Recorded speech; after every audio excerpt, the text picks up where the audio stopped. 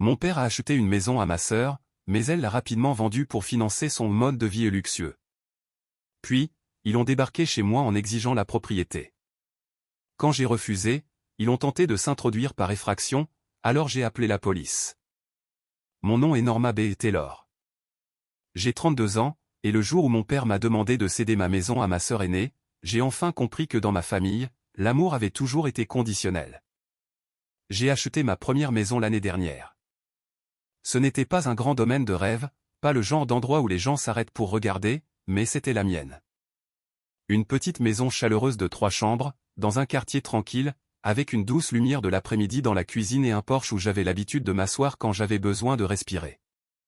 J'avais gagné chaque centimètre carré de cette maison, chaque mur, chaque paiement, chaque sacrifice. Alors que j'ai passé des années à économiser, à travailler, à planifier et à dire non à des choses que je voulais, ma sœur aînée Émilie semblait glisser dans la vie, les 2 mains ouvertes, toujours prête à recevoir le prochain cadeau. Mes parents l'avaient toujours favorisée. Je le savais depuis des années. Ce que je ne savais pas, c'était jusqu'où ils étaient prêts à aller. Il y a quelques semaines, mon père a appelé et a demandé s'il pouvait passer. Sa voix était décontractée, trop décontractée, et je me souviens avoir ressenti une étrange oppression dans la poitrine avant même qu'il n'arrive. Mon petit ami, Daniel, m'avait dit plus d'une fois que ma famille ne se montrait que lorsqu'elle voulait quelque chose. J'en avais ri à l'époque. Je n'ai pas ri quand j'ai ouvert la porte et que j'ai vu mon père se tenir là, à côté d'Émilie. Tous deux affichaient le genre d'expression satisfaite qui vous donne la nausée avant même qu'un mot ne soit prononcé. Nous nous sommes assis dans mon salon. Mon père a eu une conversation superficielle pendant moins de 2 minutes, avant de regarder ma maison comme s'il évaluait des meubles lors d'une vente aux enchères. Puis il a dit, « Norma, ta sœur traverse une période très difficile ces derniers temps, et nous pensons que tu devrais lui donner cette maison. » Pendant une seconde, j'ai cru qu'il plaisantait. J'ai même ri à haute voix, le genre de rire qui s'échappe quand quelque chose est trop absurde pour être compris. Lui donner ma maison. Émilie n'a rien dit au début. Elle est restée assise, les bras croisés, l'air ennuyé, comme si les documents auraient déjà dû être signés et remis avant même son arrivée.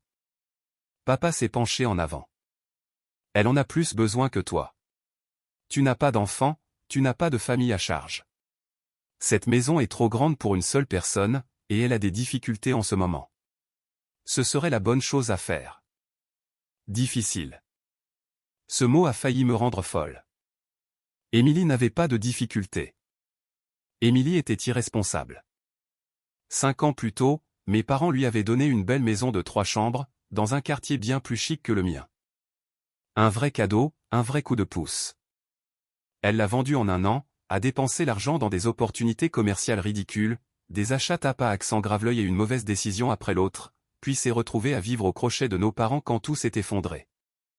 Et maintenant, ils étaient là, assis dans mon salon, me demandant de nettoyer les débris de sa vie comme si j'étais né dans ce but. Non, j'ai dit, absolument pas. Le visage de papa s'est immédiatement assombri. Émilie a laissé échapper un petit ricanement aigu, comme si mon refus lui était embarrassant. Je savais que tu serais égoïste à ce sujet. Je l'ai regardé. Égoïste ? J'ai acheté cette maison avec mon propre argent. Je n'en ai pas reçu une et je ne l'ai pas vendue, dès que la responsabilité est devenue gênante. Quoi ? Surveille ton ton, a claqué papa. C'est ta sœur. Tu as la responsabilité de l'aider. Je sentais quelque chose de vieux et d'amer monter en moi. Pas seulement de la colère, mais une reconnaissance. Le même script, les mêmes rôles. Émilie veut, papa exige. Je suis censé céder. Puis il a essayé de me coincer. Si tu refuses, ne t'attends pas à voir un sou de ma part quand je ne serai plus là. Je te rayerai de mon testament. Cela aurait dû m'effrayer. Peut-être qu'il y a des années, cela l'aurait fait. Au lieu de cela, je me suis levé, je suis allé dans mon bureau, et je suis revenu avec un dossier que j'avais gardé pour des moments exactement comme celui-ci. Je l'ai posé sur la table devant eux. Le silence s'est fait dans la pièce. Le visage d'Émilie a changé le premier. Celui de mon père juste après. J'ai ouvert le dossier et j'ai tapé sur les documents. Cette maison que vous lui avez donnée, celle qu'elle a vendue. Ça valait plus que tout ce que je verrai jamais de votre succession. Elle a déjà eu sa part. Je n'ai rien eu. Alors, rais-moi si tu veux, mais ne reviens jamais en t'attendant à ce que je sauve la même personne que tu as passé toute ta vie à choisir à ma place. Papa a explosé. Il a crié à propos de la gratitude, de la famille, de tout ce qu'il avait soi-disant fait pour moi. Émilie a claqué sa main sur la table et a hurlé que la maison avait été un cadeau et que le soutien familial ne devait pas avoir de prix. Je l'ai regardé droit dans les yeux et j'ai dit, apparemment, le mien en a un, et le prix est une maison. C'est à ce moment-là que j'ai cessé d'essayer de les raisonner. Je me suis dirigé vers la porte, l'ai ouverte, et j'ai prononcé les mots que j'aurais dû dire des années plus tôt, et sortez de ma maison. Émilie est sortie la première en trombe, serrant son sac de marque comme si c'était elle qui avait été humiliée. Papa a traîné juste assez longtemps pour me traiter de déception. Puis il l'a suivi. J'ai fermé la porte à clé derrière eux et je suis restée là dans le silence, tremblante. J'aimerais pouvoir dire que c'était la fin. J'aimerais pouvoir dire qu'ils avaient enfin compris que j'en avais assez d'être la fille qu'ils pouvaient dépouiller chaque fois qu'Émilie en voulait plus. Mais ce n'était que le moment où le masque est tombé. Car quelques jours plus tard, j'ai appris que mon père ne menaçait pas seulement de me rayer de son testament. Il essayait de me prendre ma maison. Quelques jours se sont écoulés après que je les ai mis à la porte, et pendant un bref et stupide instant, j'ai cru que c'était tout. J'ai cru que j'avais enfin tracé une ligne que même mon père n'oserait pas franchir. La maison semblait plus calme, presque soulagée, comme si elle avait expiré avec moi. Daniel m'a dit que j'avais fait la bonne chose. Il m'a tenu la main cette nuit-là et m'a dit, ils n'ont de pouvoir que si tu le leur donnes. Je voulais croire que c'était vrai. Puis l'appel téléphonique est arrivé. C'était mon agente immobilière. Sa voix semblait confuse, prudente. Salut, Norma. Je viens de recevoir une étrange demande concernant ta propriété.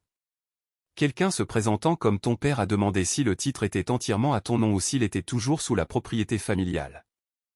J'ai figé. Propriété familiale? Oui.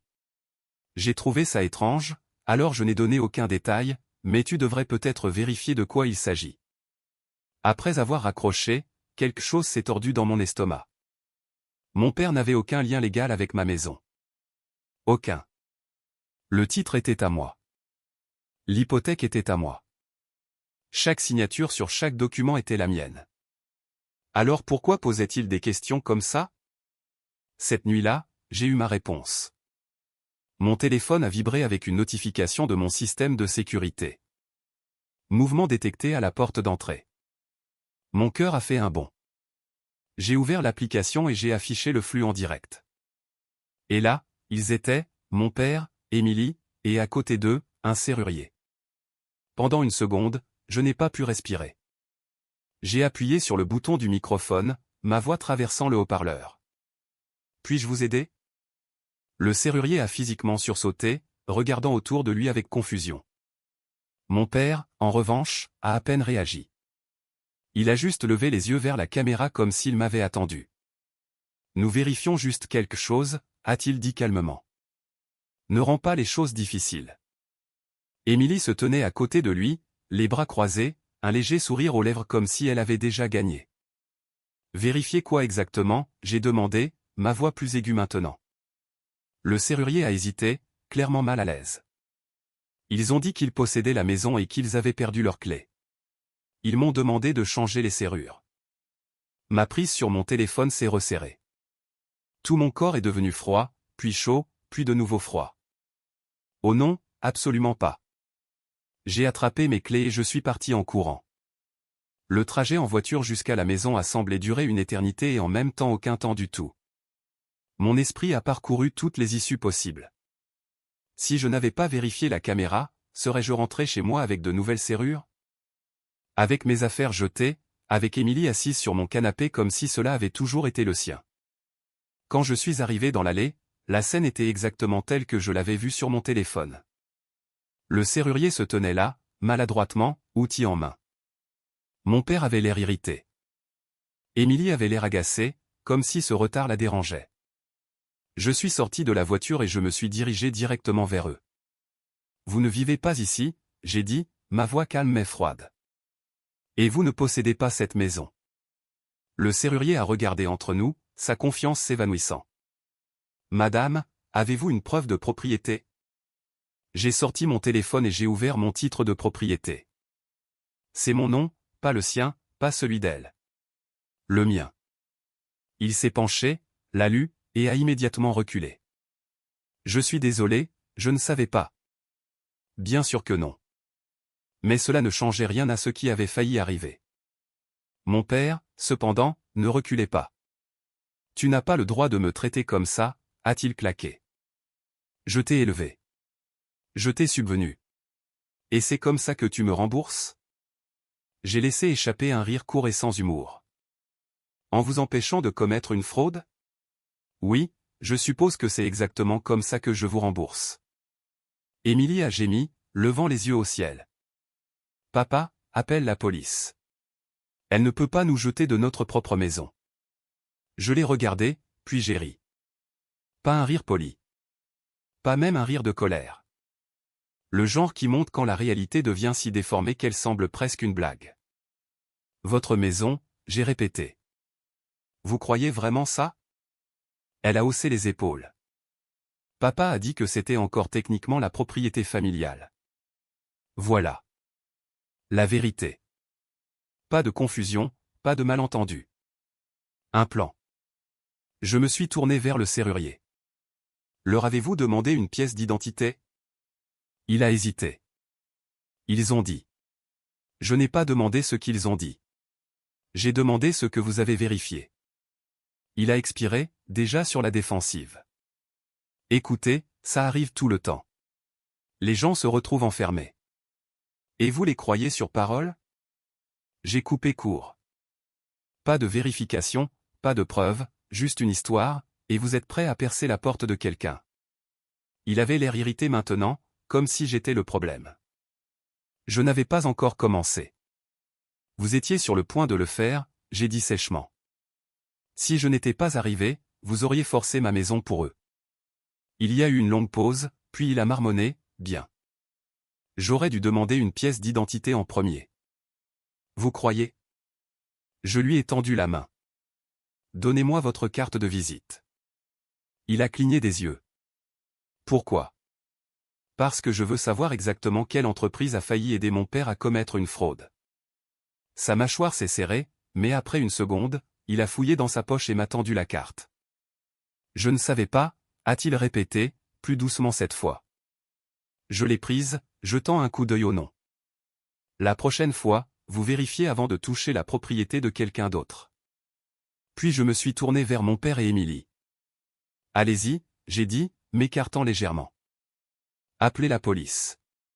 J'adorerais vous entendre expliquer comment vous pensez posséder une maison avec laquelle vous n'avez aucun lien légal. Pour la première fois, mon père a hésité. Ses yeux ont jeté un coup d'œil vers sa voiture. Émilie a ouvert la bouche comme si elle voulait discuter à nouveau, mais il lui a attrapé le bras. Allons-y, a-t-il dit. Papa, maintenant. Ils sont partis en hâte, Émilie me lançant un regard plein de haine, mon père marmonnant sous son souffle en la traînant. Je suis resté là, les bras croisés, à les regarder partir jusqu'à ce que leur voiture disparaisse au bout de la rue. Ce n'est qu'alors que j'ai réalisé à quel point mon cœur battait fort. Je me suis tourné vers la maison, l'endroit pour lequel j'avais combattu, l'endroit qu'ils avaient presque pris. Il ne s'agissait plus d'aider la famille. Il s'agissait de me protéger d'eux. Et en entrant, en fermant la porte derrière moi, une pensée s'est installée avec une clarté terrifiante. Ils n'allaient pas s'arrêter. Et la prochaine fois, ils n'attendraient peut-être pas que je les surprenne. Je suis resté longtemps dans mon salon après leur départ, la carte de visite du serrurier toujours serrée dans ma main. Mon pouls ne s'était pas calmé. Ce n'était plus seulement de la colère. C'était quelque chose de plus aigu, de plus froid. Le genre de prise de conscience qui change à jamais la façon dont on voit les gens. Ils avaient essayé d'entrer chez moi par effraction, non pas pour me culpabiliser, non pas pour me faire pression, non pas pour me manipuler afin que je la leur donne. Ils avaient réellement essayé de la prendre. J'ai regardé à nouveau la carte, puis je suis allé directement à la cuisine et j'ai composé le numéro imprimé dessus. Une voix joyeuse a répondu presque immédiatement. Merci d'avoir appelé. Comment puis-je vous aider? Oui, j'ai dit sèchement. Je dois déposer une plainte. L'un de vos techniciens s'est présenté chez moi et était à environ 5 secondes de percer ma serrure parce que 2 personnes lui ont dit qu'elle possédait l'endroit. Aucune vérification, pas de pièce d'identité, rien. Il y a eu une brève pause, puis le ton a changé. Je suis désolé d'entendre ça. Avez-vous le nom du technicien? Je l'ai lu lentement sur la carte, regardant la porte d'entrée comme si elle pouvait s'ouvrir à nouveau à tout moment. Ça n'aurait vraiment pas dû arriver, a-t-elle dit, maintenant sérieuse. Nous prenons cela très au sérieux. Je vais le faire remonter à la direction immédiatement. Bien, j'ai répondu. Parce que si quelque chose comme ça se reproduit, je n'appellerai pas le service client. J'appellerai la police et mon avocat. Elle a recommencé à s'excuser, mais j'avais déjà mis fin à l'appel. C'était la première étape.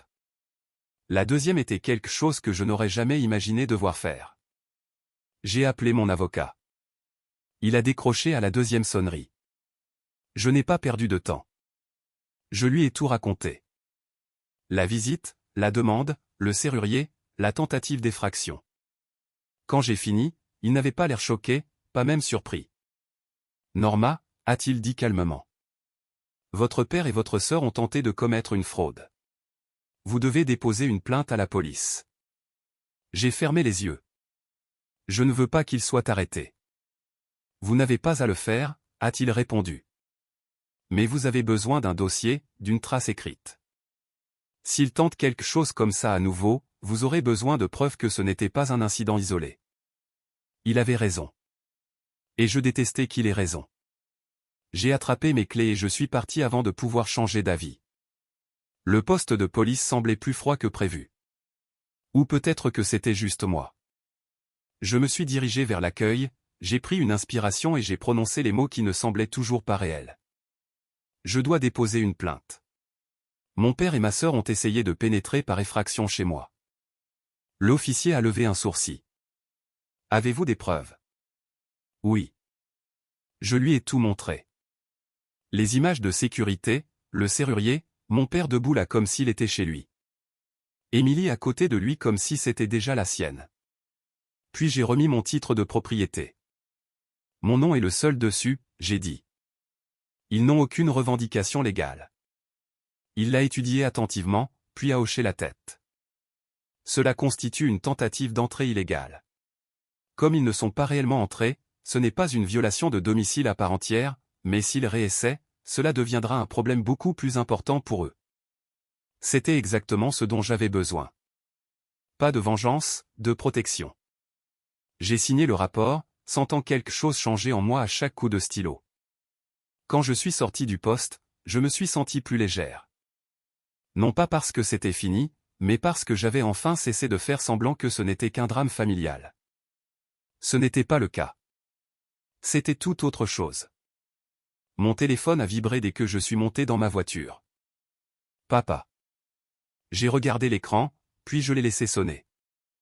Une seconde plus tard, le nom d'Émilie est apparu. Je l'ai ignoré aussi. Puis est venu le texte. Tu as appelé la police pour papa. Qu'est-ce qui ne va pas chez toi? J'ai laissé échapper un lent soupir, puis j'ai tapé. Il a essayé de pénétrer chez moi. Les actions ont des conséquences.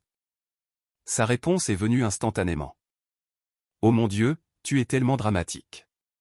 Papa essayait juste de faire ce qui est le mieux pour la famille.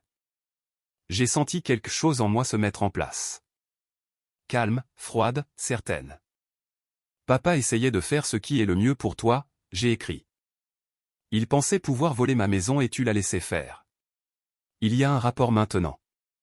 Réessayez et je porterai plainte. 3 points sont apparus. Ont disparu. Sont réapparus.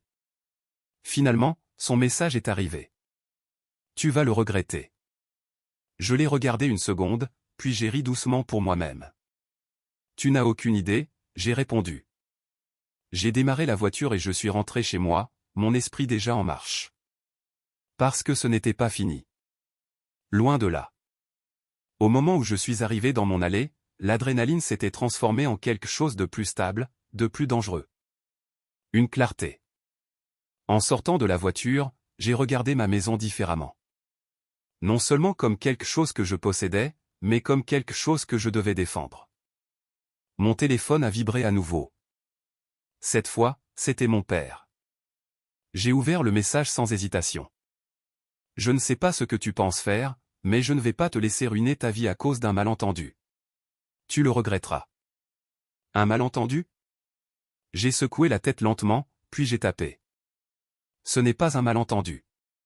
Vous avez essayé de voler ma maison. Quelques minutes se sont écoulées. Puis sa réponse est venue. Tu as dépassé les bornes. N'attends plus rien de moi. C'est à ce moment-là que ça m'a frappé.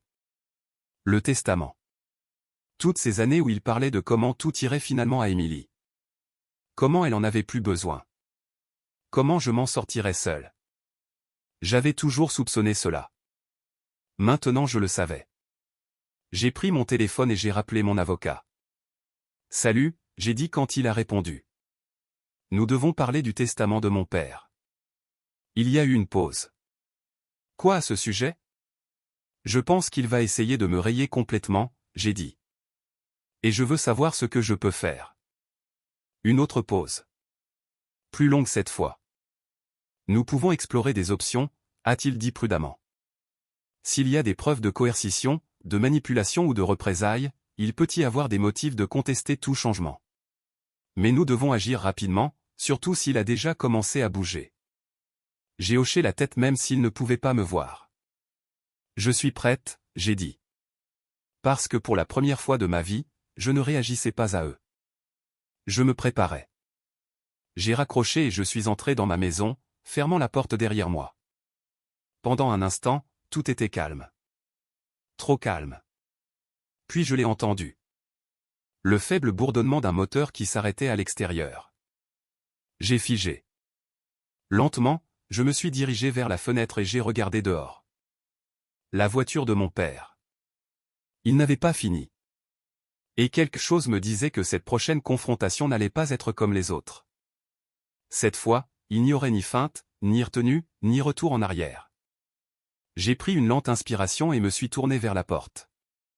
S'il voulait un combat, il allait l'avoir. Je suis resté là un instant, regardant sa voiture à travers la fenêtre, sentant cette tension familière se crisper dans ma poitrine. Mais cette fois, ce n'était pas de la peur.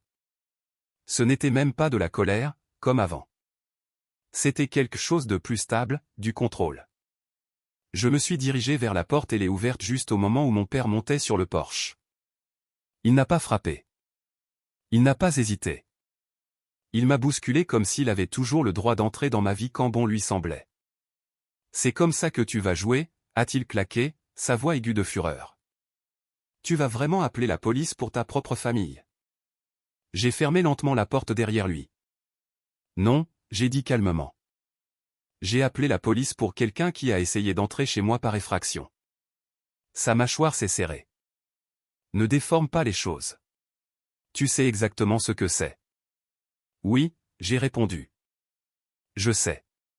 C'est vous qui essayez de prendre quelque chose qui ne vous appartient pas parce qu'Émilie le veut. Au son de son nom, son expression a changé, une irritation traversant son visage. Elle a besoin d'aide, Norma. Et au lieu d'intervenir, tu aggraves tout. J'ai laissé échapper un léger soupir, m'approchant pour qu'il n'y ait plus de distance derrière laquelle il puisse se cacher. Non, papa. Je ne répare plus sa vie. Cela a touché quelque chose. Je l'ai vu dans ses yeux. Pendant des années, j'avais été la silencieuse. Celle qui absorbait. Celle qui s'adaptait. Celle qui facilitait les choses pour que personne d'autre n'ait à être mal à l'aise. Plus maintenant. Tu as dépassé les bornes, a-t-il dit, sa voix baissant maintenant. Plus dangereuse. Tu penses pouvoir tourner le dos à ta famille et t'en aller sans conséquence. J'ai légèrement penché la tête. Tu veux dire, comme me rayer de ton testament? Il a gelé. C'était subtil, un éclair, mais je l'ai attrapé. Alors, j'ai continué. Parce que j'ai déjà parlé à un avocat, j'ai dit calmement. Et si vous pensez pouvoir tout réécrire maintenant par dépit, vous feriez mieux d'y réfléchir à 2 fois. Ses yeux se sont rétrécis. Tu ne sais pas de quoi tu parles, ah bon? Je me suis approché, ma voix basse mais précise. Vous m'avez menacé avec ça toute ma vie. Soyez une bonne fille. Soyez compréhensive. Ne faites pas de problème ou vous perdrez tout. Il n'a rien dit. Voici le problème, j'ai continué.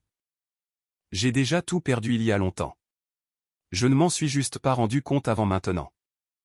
Cela a frappé plus fort que tout ce que j'avais dit. Pendant une seconde, la colère sur son visage s'est fissurée, remplacée par autre chose, quelque chose de plus proche de la panique. Tu es dramatique, a-t-il dit, mais il y avait moins de conviction derrière. Je suis ton père. J'ai le droit d'attendre quelque chose de mes enfants. Vous avez perdu ce droit au moment où vous avez essayé de me voler, j'ai répondu. Le silence s'est étiré entre nous. Lourd. Final. Puis j'ai fait un pas de plus en avant, ma voix s'abaissant. Et ne croyez pas que je ne comprends pas votre plan. Vous allez me pousser dehors. Me couper les ponts. Laisser tout à Émilie et appeler ça de l'équité. Ses lèvres se sont pressées en une ligne mince. Mais maintenant, j'ai dit, maintenant il y a un dossier. Il y a des preuves. Il y a une chronologie. Si vous essayez de changer quoi que ce soit maintenant, je le contesterai et je m'assurerai que le tribunal voit exactement ce que vous avez fait. Pour la première fois, il avait l'air incertain, pas en colère, pas en contrôle, incertain. Tu penses pouvoir m'arrêter, a-t-il murmuré. J'ai secoué la tête lentement. Non, je pense pouvoir vous démasquer. C'était la différence. Pendant des années, il s'était appuyé sur le silence, sur des choses qui se passaient à huis clos, sur le fait que je ne ripostais pas. Maintenant, tout était à découvert, et il le savait. Tu n'es rien sans moi, a-t-il claqué soudainement, cherchant quelque chose. N'importe quoi. Tout ce que tu as est grâce à moi. J'ai presque souri. Non, j'ai dit doucement. Tout ce que j'ai est malgré vous. C'est à ce moment-là que quelque chose a changé pour de bon. Je l'ai vu dans ses yeux. La réalisation. Je n'allais pas céder. Je n'allais pas supplier. Et je n'allais plus réparer ce qu'il avait brisé. Il est resté là, respirant difficilement. La colère toujours présente, mais mêlée maintenant à autre chose, quelque chose de plus faible. La peur. Je n'appellerai plus la police, j'ai dit, ma voix stable. Mais ne confondez pas cela avec de la pitié. Si vous tentez quoi que ce soit de ce genre à nouveau, j'entreprendrai des poursuites judiciaires. Et cette fois, je n'hésiterai pas. J'ai laissé les mots flotter entre nous. Pénétrer. J'en ai assez d'être votre filet de sécurité, j'ai ajouté. Et j'en ai assez d'être votre excuse. Pendant un long moment, il n'a pas bougé. Puis finalement, il s'est tourné lentement, comme un homme qui venait de réaliser qu'il avait perdu quelque chose qu'il ne pourrait jamais récupérer. À la porte, il a marqué une pause, jetant un coup d'œil par-dessus son épaule. Tu vas le regretter, a-t-il dit. J'ai soutenu son regard sans broncher. Je ne le regrette déjà pas, j'ai répondu. Il est parti. La porte s'est refermée derrière lui avec une finalité qui a résonné dans la maison. Je suis resté là dans le silence, ma poitrine se soulevant et s'abaissant à mesure que tout se calmait. Il ne s'agissait plus seulement de la maison. Il ne s'agissait même plus du testament. Il s'agissait de contrôle. Et pour la première fois de ma vie, je l'avais repris. Mais au fond de moi, je savais autre chose aussi. Émilie n'était pas venue ce soir-là. Et cela signifiait une chose. Elle préparait quelque chose de son côté. Émilie n'a pas appelé ce soir-là. Elle n'a pas envoyé de message. Et d'une certaine manière, ce silence me semblait plus fort que tout ce qu'elle aurait pu dire. Je me suis réveillé le lendemain matin avec un étrange sentiment de calme. Le genre qui ne vient qu'après que quelque chose se brise définitivement. Pas une fissure temporaire. Pas quelque chose qui peut être réparé avec des excuses ou des prétextes. Quelque chose de final. Daniel l'a remarqué immédiatement. Tu as l'air différente, a-t-il dit doucement en me tendant une tasse de café. J'ai haussé les épaules. Je crois que j'ai enfin cessé d'espérer qu'il change. Il a hoché la tête comme s'il comprenait exactement ce que cela signifiait. Ce n'est pas abandonner, a-t-il dit. C'est se réveiller. Pour la première fois depuis longtemps, je l'ai cru. Mais la paix ne vient jamais sans une dernière épreuve. Plus tard cet après-midi, mon téléphone a vibré. Émilie, bien sûr. J'ai regardé l'écran un instant avant de répondre. Quoi? Sa voix était calme. Trop calme. Nous devons parler. Non, j'ai dit immédiatement. Nous ne devons pas. Tu veux vraiment faire ça? A-t-elle demandé, un soupçon d'irritation transparaissant. Tout traîner en longueur. Rendre les choses laides. J'ai laissé échapper un lent soupir. Tu as essayé de t'introduire chez moi, Émilie. C'est déjà laid. Il y a eu une pause. Puis elle a soupiré comme si j'étais celle qui était déraisonnable. Écoute, a-t-elle dit, adoucissant son ton.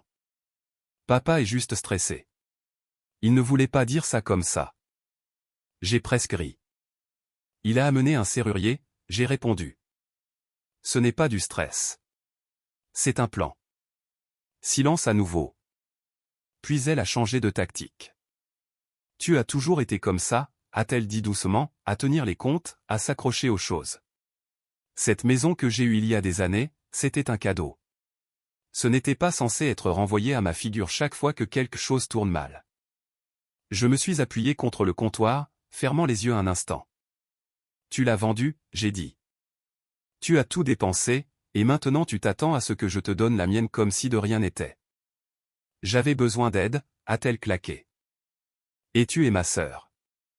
Et je me suis aidé moi-même, ai-je répliqué. C'est la différence. Une autre pause.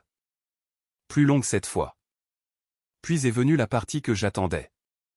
Et si je te disais, a-t-elle dit lentement, que papa a déjà commencé à modifier le testament. Ma prise sur le téléphone s'est resserrée. C'était ça, la dernière carte. Je m'en doutais, j'ai dit calmement. Tu es vraiment d'accord avec ça, a-t-elle insisté, s'éloignant de tout. J'ai ouvert les yeux, regardant mon salon, mon canapé, mes murs, ma vie. J'ai déjà tout ce dont j'ai besoin, j'ai dit. Ce n'était pas entièrement vrai. Mais c'était assez vrai. Émilie a laissé échapper un son frustré. Tu penses que tu as gagné quelque chose ici? J'y ai réfléchi un instant. Non, j'ai dit finalement. Je pense que j'ai arrêté de perdre. Cela l'a frappé plus fort que tout le reste. Tu es incroyable, a-t-elle marmonné. Après tout ce que cette famille a fait pour toi. Non, ai-je coupé. Après tout ce que cette famille m'a pris, silence. Puis, plus doucement, presque incertaine, elle a demandé, alors, c'est tout? Tu en as juste fini avec nous? Je n'ai pas répondu tout de suite parce que cette question comptait. Pas pour elle, pour moi. J'ai pensé à chaque fête qui ressemblait à une performance. À chaque fois où on me disait d'être patiente, d'être compréhensive, d'être la personne la plus grande. À chaque fois qu'Émilie faisait des bêtises et que je devais les nettoyer.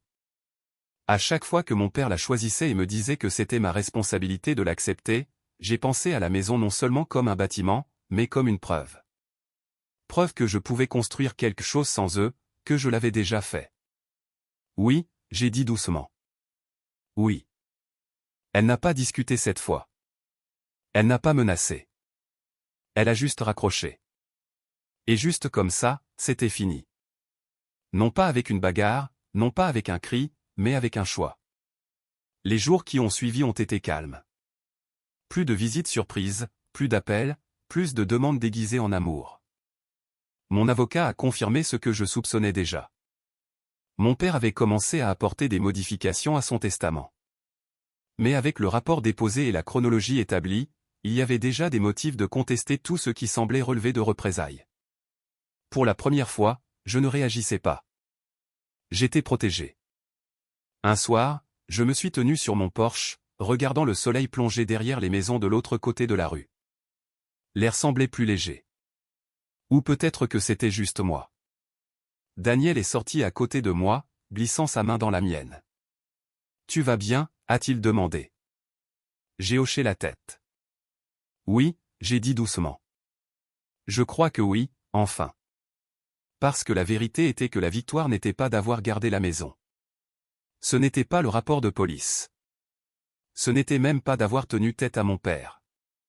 C'était quelque chose de plus calme, de plus profond. La liberté. La liberté d'être la fille qui devait gagner sa place. La liberté d'une famille qui ne se montrait que pour prendre. La liberté de construire une vie qui ne tournait pas autour de la réparation des erreurs des autres. J'ai regardé ma maison, l'endroit qu'ils avaient essayé de me prendre, et j'ai senti quelque chose s'installer dans ma poitrine. C'était la mienne. Pas seulement les murs, pas seulement le titre, tout cela. La vie, les choix, l'avenir. Et pour la première fois, personne ne pourrait me l'enlever.